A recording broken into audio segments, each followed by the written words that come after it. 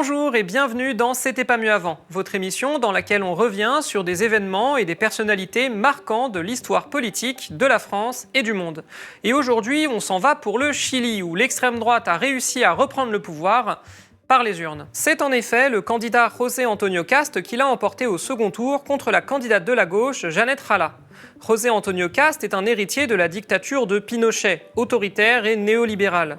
Bien qu'il ait donné des signes d'apaisement après sa victoire en déclarant que le pays avait besoin de l'opposition de gauche, sa campagne et son programme ont indiqué tout l'inverse, la volonté d'une privatisation et d'une dérégulation à marche forcée. La campagne de José Antonio Kast, dans laquelle Pinochet a souvent été invoqué positivement, a montré un renversement de l'image au profit de l'ancien dictateur, dont les militants d'extrême droite ont cherché à convoquer l'héritage et à réactiver la mémoire. À l'image de ce qui s'est passé avec les extrêmes droites brésiliennes et argentines, dont les candidats nostalgiques des dictatures ont réussi à prendre le dessus sur les droites traditionnelles et à remporter des élections présidentielles. Le souvenir des dictatures dans les pays latino-américains tend à s'estomper à mesure que de nouvelles générations atteignent l'âge adulte, des générations qui ne les ont pas connues ou qui étaient encore enfants, et à qui on peut donc vendre une vision fantasmée. Alors dans cet épisode de C'était pas mieux avant, on va revenir sur la dictature de Pinochet, mais aussi sur la transition démocratique que le Chili a tentée et n'a jamais vraiment achevée.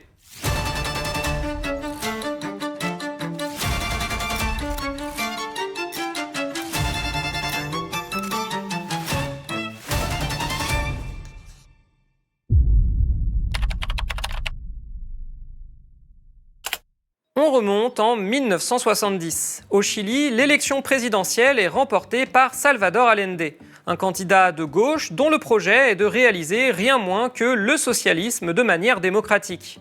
Il augmente les salaires, contrôle les prix, mène une réforme agraire qui redistribue les terres à plus de 100 000 familles paysannes, fait baisser le chômage, légalise le divorce et étend la sécurité sociale. Cette politique suscite les craintes de toute une partie de la société du pays, particulièrement les milieux aisés mais aussi religieux, qui considèrent ce projet politique comme dangereux. De plus, comme Allende n'a pas de majorité législative, il gouverne principalement par décret en se passant le plus souvent de l'avis du Parlement, ce qui lui vaut des accusations d'autoritarisme. De plus, le contrôle des prix et l'inflation créent des pénuries de biens de première nécessité, qui fragilisent le pouvoir vis-à-vis des classes populaires. Accessoirement, les réformes chiliennes rencontrent l'hostilité des États-Unis, qui manœuvrent pour affaiblir l'économie du pays et déstabiliser le régime. C'est ce contexte qu'utilise l'armée, emmenée par le général Augusto Pinochet, pourtant nommé par Allende lui-même, pour réaliser un coup d'État en 1973. Lâché par l'armée, acculé dans son palais présidentiel, Salvador Allende met fin à ses jours.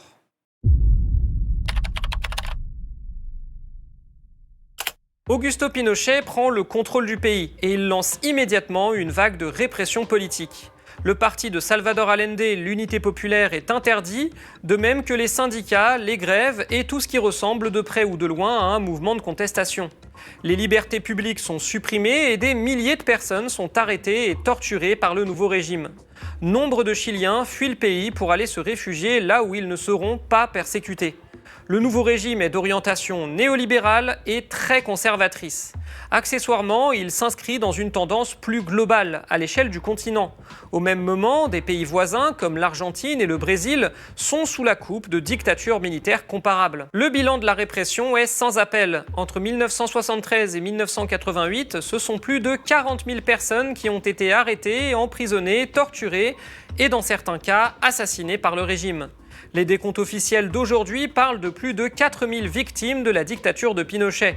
Sans compter qu'après avoir réprimé le mouvement social, le nouveau dictateur a pu mener à toute vitesse un train de réformes économiques pour lesquelles il a reçu un plein et entier soutien venu des États-Unis.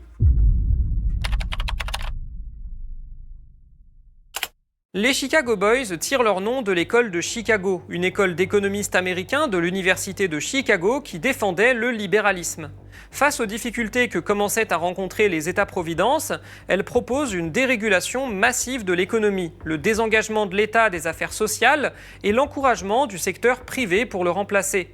Et lorsque Pinochet prend le pouvoir au Chili, les économistes chiliens formés à l'école de Chicago, comme José Piñera ou Sergio de Castro, prennent le contrôle de tout l'appareil économique du pays. Ce sont eux qui conseillent économiquement le dictateur sur la politique à suivre. Et Pinochet les écoute. En quelques années, le Chili est privatisé à marche forcée. Les services publics sont démantelés, les contre-pouvoirs des travailleurs sont supprimés, nombre d'entreprises sont privatisées.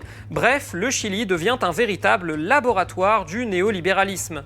La seule exception, c'est la production de cuivre qui reste dans le giron de l'État. Cette libéralisation massive et très rapide, elle a été possible très précisément puisque tous les contre-pouvoirs sociaux avaient été détruits par Pinochet. Plus de syndicats, plus de grèves, plus de manifs, plus aucune contestation. Et du coup, le champ libre pour faire absolument tout ce qu'il voulait. Et économiquement, on dirait que ça prend bien. Le pays connaît une croissance économique soutenue dans les années 70, dépassant même les 8% en 1978. Le déficit du pays est comblé, alors que pendant ce temps-là, dans les pays développés, on se remet à peine du choc pétrolier et de la crise économique qui a suivi. Cette progression est tirée par une augmentation des exportations et une explosion de la dette extérieure du pays. Mais il est malgré tout largement relayé à l'international, dans ce que l'un des penseurs de l'école de Chicago, l'économiste américain Milton Friedman, qualifie même de miracle chilien, et qui devient un exemple pour tous les politiciens néolibéraux du monde, à commencer par l'états-unien Ronald Reagan et la britannique Margaret Thatcher. Bon, en même temps, c'est sûr que quand ils font tout comme toi tu veux, c'est logique que tu considères ça comme un miracle. Pour la population, par contre... Et oui, parce que de bons résultats économiques ne se traduisent pas toujours par une augmentation du niveau de vie. Et pour le Chili, c'est particulièrement vrai. Entre 1973 et 1978, alors même que la croissance est excellente, le chômage explose, passant de 5% à 18% des actifs. Et il continue d'augmenter dans les années suivantes. Autre conséquence un peu logique de la politique néolibérale, et qu'on a connue partout où elle a été appliquée, c'est une explosion des inégalités, avec une classe aisée qui s'est énormément enrichie pendant que les ménages les plus pauvres se sont davantage précarisés, pas aidés par la diminution des dépenses de santé et les baisses de salaire. Non seulement le PIB par habitant n'a pas vraiment augmenté jusque dans les années 80, mais en plus, comme la société s'est considérablement marchandisée et que l'inflation galopait, les Chiliens ont eu de plus en plus de mal à se fournir en biens de première nécessité. D'autant plus qu'au début des années 80, le miracle chilien se fracasse sur une crise économique. L'une des raisons de la crise, c'est que la dette extérieure du Chili était libellée en dollars, ce qui la rendait totalement dépendante des taux d'intérêt fixés par la Banque centrale états-unienne, aussi appelée la Réserve fédérale. Et quand cette dernière augmente fortement les taux d'intérêt en 1981, le miracle économique chilien s'effondre d'un seul coup. Le chômage explose à 30% des actifs en 1983 et le pays entre en récession. Et dans ce contexte, l'opposition chilienne parvient enfin à commencer à se réorganiser. Les syndicats fédèrent de nouveau et mènent de grandes manifestations contre le régime qui sont durement réprimées. Pour consolider son pouvoir, Pinochet et ses alliés ont mis en place une nouvelle constitution en 1980. Une constitution qui donne peu de droits aux citoyens, consacre l'autonomie de la Banque centrale chilienne afin d'entériner le néolibéralisme et accessoirement donne une partie du pouvoir à l'armée et maintient le dictateur dans ses fonctions. Oui, parce qu'elle est écrite pour n'entrer en vigueur que 16 ans plus tard. Donc en gros, d'abord Pinochet est le chef incontesté de tout le monde pendant 16 ans, et ensuite vous ferez bien ce que vous voulez. Le dictateur assoit sa légitimité par un référendum qu'il remporte en 1980 dans des conditions controversées. Mais la crise économique, le retour de l'opposition, un début de guérilla communiste et la pauvreté persistante minent petit à petit sa légitimité. Cette contestation permet aux opposants à la dictature de commencer à espérer un retour à la démocratie dans un futur proche. Toutefois, la guérilla communiste et la contestation syndicale s'essoufflent alors que la croissance économique repart dans la seconde moitié des années 80. Et puis, il y a ce second référendum, prévu par la Constitution en 1988, et qui doit permettre de relégitimer le pouvoir de Pinochet et de le maintenir dans ses fonctions. Même si les partis politiques d'opposition sont partiellement réautorisés à l'approche du scrutin, la junte militaire au pouvoir est largement confiante dans le fait que ce sera une formalité. D'un côté, le référendum n'est pas truqué, mais de l'autre, tout est fait pour qu'il soit remporté par Pinochet. Déjà, les médias sont toujours contrôlés, la censure est en place, l'opposition officielle ne dispose que de 15 minutes de temps de parole par jour pour proposer ses idées, et pouvant se faire censurer à tout moment. Ensuite, la répression policière est toujours en place. Et enfin, les listes électorales ayant été brûlées lors du coup d'État, il faut réinscrire toute la population en âge de voter en seulement 1 an, ce qui implique que tout le monde ne fera pas l'effort. Et pourtant, c'est bien bien ce qui se produit. La population s'inscrit massivement au référendum, dont le taux de participation atteint finalement 98%. En fait, toute une partie de l'opposition, notamment le centre-gauche, a fait un pari. Un pari dangereux parce que les signaux ne lui sont pas du tout favorables à ce moment-là. Le pari, c'est précisément de jouer le jeu du référendum, d'y aller puisque Pinochet les y invite, et de prendre le risque de le perdre et de relégitimer le pouvoir du dictateur. Participer au référendum, ça implique aussi d'accepter de jouer selon les règles de la Constitution de 1980. Une Constitution qui fixe certes le cadre d'une certaine transition démocratique, mais qui, comme dit un peu plus haut, est assez limitée, que ce soit sur les droits humains, la pérennité du système électoral et les garanties démocratiques, au final. Mais malgré tout, le référendum a lieu et Pinochet perd. Alors déjà, on peut se poser une question, pourquoi est-ce qu'une dictature a décidé de remettre son destin dans les mains d'un référendum, alors que les sondages indiquaient qu'ils n'étaient pas du tout sûrs de le gagner? Déjà, c'est clair qu'ils ont hésité. À la veille du référendum, des rumeurs d'annulation par le gouvernement circulaient au Chili. Donc on peut supposer que les partisans de la dictature avaient commencé à se rendre compte que pour eux, c'était peut-être pas une si bonne idée que ça. Mais il y a aussi l'influence internationale, avec les États-Unis et le Royaume-Uni qui ont fait pression sur Pinochet pour qu'il organise bien le référendum, et surtout pour qu'il en respecte le résultat. D'autant plus que même si la défaite au référendum a contraint le dictateur et ses partisans à céder le pouvoir et à organiser une transition démocratique pour le pays, c'est une transition qui s'est faite selon des conditions fixées par lui en fait, et qui lui offrait donc un certain nombre de garanties. Déjà, Pinochet est resté en contrôle de l'armée pendant les 10 années suivantes, ce qui maintenait une certaine pression sur le nouveau pouvoir. Faites pas n'importe quoi parce que vous me connaissez, j'ai le coup d'état facile. Ensuite, l'élite pro-Pinochet, qui avait pris le contrôle de toute l'économie chilienne, elle a gardé le contrôle de toute l'économie chilienne, largement libéralisée. Parce que quand l'opposition de centre-gauche, appelée la concertation, a accepté les termes de la transition démocratique, elle a aussi accepté non seulement l'impunité des dirigeants de la junte militaire, pourtant responsables de nombreux crimes, mais aussi le maintien de l'économie néolibérale. Ce qui était d'autant plus facile à obtenir qu'à ce moment-là, non seulement le contre-modèle soviétique est en train de s'écrouler complètement, mais en plus, le néolibéralisme dont le Chili a été le laboratoire s'est exporté dans le monde entier, avec le succès qu'on lui connaît aujourd'hui. Alors oui, en 1998, des juges espagnols formulent un mandat d'arrêt contre Pinochet pour génocide, torture, terrorisme et crimes contre l'humanité.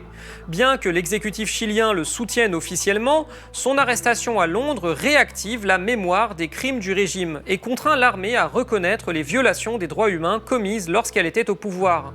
Mais Pinochet meurt en 2006 sans avoir pu être jugé. Et oui, aussi, la Constitution de 1980 a été modifiée à de nombreuses reprises, notamment pour en éliminer un certain nombre d'aspects non démocratiques. Mais beaucoup d'éléments sont restés et sont encore là aujourd'hui, comme par exemple les procédures antiterroristes qui facilitent la répression. Enfin, sur le plan économique, le Chili renoue dans les années 90 avec la croissance, et cette fois-ci, elle est suivie par une augmentation du PIB par habitant. Le chômage recule beaucoup, de même que la pauvreté extrême, mais cette augmentation est en trompe-l'œil. Même si le Chili est devenu le pays le plus riche et le plus sûr d'Amérique latine, la politique néolibérale qu'il a continué à mener a contribué à ce que les inégalités deviennent extrêmement fortes. Le Chili reste ainsi l'un des pays les plus inégalitaires au monde, où une petite élite très concentrée de 1% de la population possède la moitié de la richesse du pays. La pauvreté en tant que telle est demeurée très importante, d'autant plus que les dépenses des Chiliens ont aussi augmenté du fait de la dérégulation et des privatisations.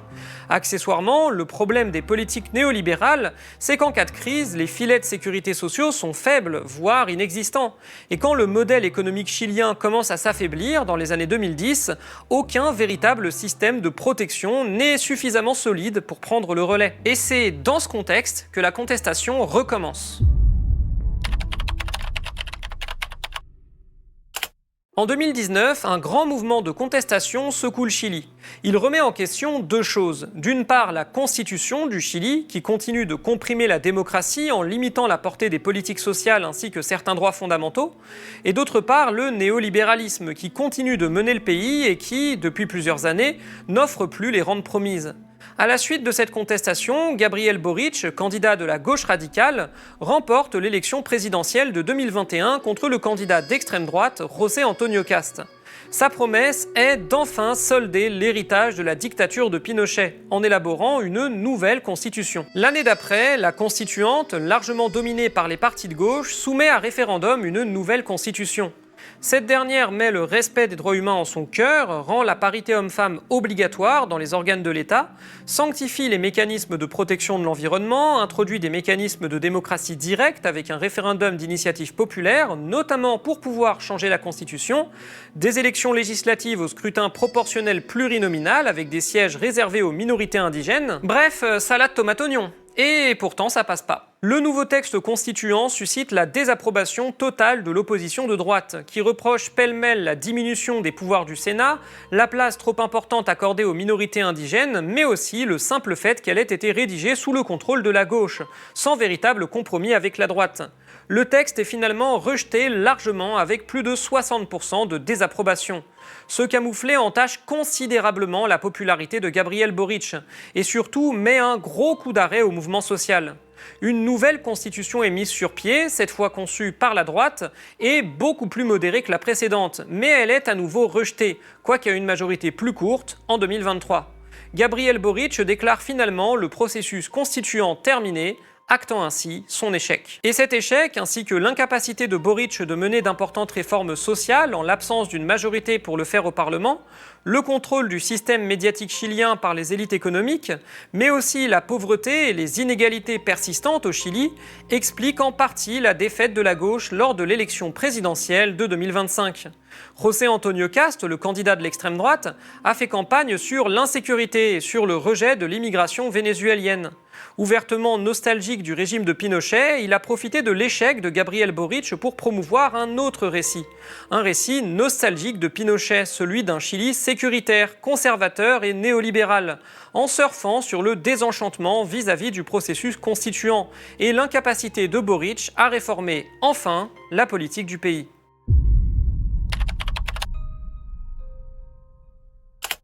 Alors, la victoire de José Antonio Cast signifie-t-elle le retour de la dictature pinochetiste au Chili ? On peut quand même espérer que non. D'un côté, il est clair que sous sa présidence, le pays risque fort de prendre un virage autoritaire, sexiste et xénophobe, tout en repartant à toute blinde vers les réformes néolibérales. Mais on n'est plus dans les années 80, le souvenir de Pinochet reste fort, mais les exactions de son régime n'ont pas été oubliées.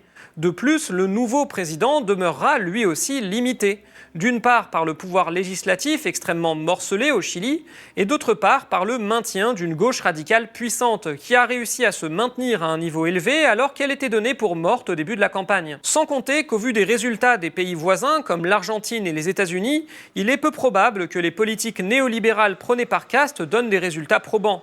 Et contrairement à l'Argentine, la gauche chilienne continue à être porteuse d'une alternative.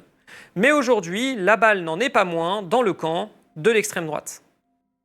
C'est la fin de cet épisode de C'était pas mieux avant et on espère que vous l'avez apprécié. Le média entre dans sa campagne de fin d'année, ça fait plus de 8 ans qu'on tient bon dans un paysage médiatique de plus en plus concentré et de plus en plus réactionnaire.